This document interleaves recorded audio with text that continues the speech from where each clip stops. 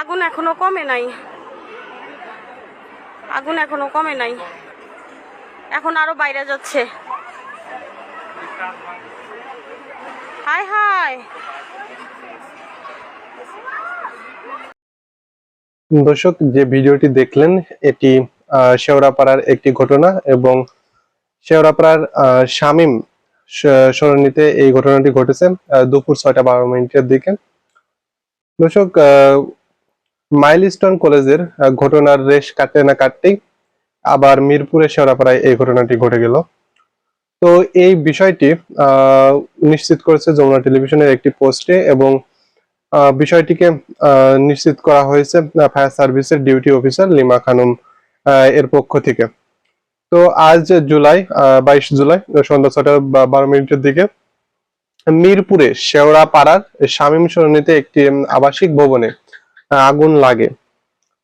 মিরপুরের fire station থেকে 2টি ইউনিট ঘটনাস্থলে পৌঁছায় এবং তারা আগুন নেভাতে লেগে পড়েন। তো অবশেষে তারা আগুন নেভাতে কিছুটা সক্ষম হয়েছেন, তবে এখনো পুরোপুরি সঠিক কিনা যে আগুন তারা নেভাতে পারছেন কি পারছেন না, তো সেই বিষয়ে পরে আপডেটে জানা যাবে।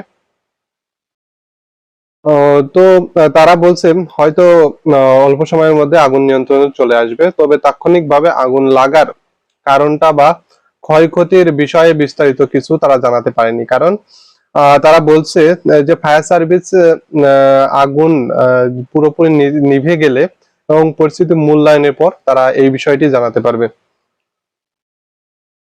দর্শক, গতকাল যে একটি নির্মম দুর্ঘটনা ঘটে গিয়েছিল, যে মাইলস্টোন কলেজের উপর বাংলাদেশের একটি যুদ্ধ বিমান পড়ে গিয়েছিল, সেটি পড়ে যে অনেক হতাহত এবং মৃত্যু হয়েছে অনেক শিশুর। তারপরেই কিন্তু একদিন পার হতে না হতেই আজকে কিন্তু এই ঘটনাটি ঘটলো।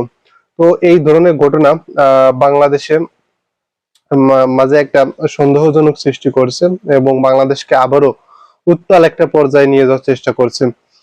এমন একটা অদৃশ্য শক্তি এই ঘটনাকে ঘটাচ্ছে বা এর পিছনে এমন একটা ঘটনা ঘটছে, সাধারণ মানুষের মধ্যে একটা আতঙ্ক সৃষ্টি করছে এবং সাধারণ মানুষ মনে করছেন যে এইগুলো আসলে পরিকল্পিতভাবে করা হচ্ছে বলে তারা মনে করছেন। তো এই বিষয়ে যদি সেরকম আপডেট পাওয়া যায় তাহলে আমি জানিয়ে দেব। তো এখন পর্যন্ত শেওড়াপাড়ার এই বিষয়টি নিয়ে লাস্ট আপডেট এটি। তো এরপরে যদি পরবর্তী সময়ে নতুন কোনো আপডেট আসে তা আমি আপনাদের অন্য আরেকটা ভিডিওতে জানিয়ে দেব। তো ততক্ষণে চ্যানেলটিকে সাবস্ক্রাইব করে পাশে থাকুন। ধন্যবাদ।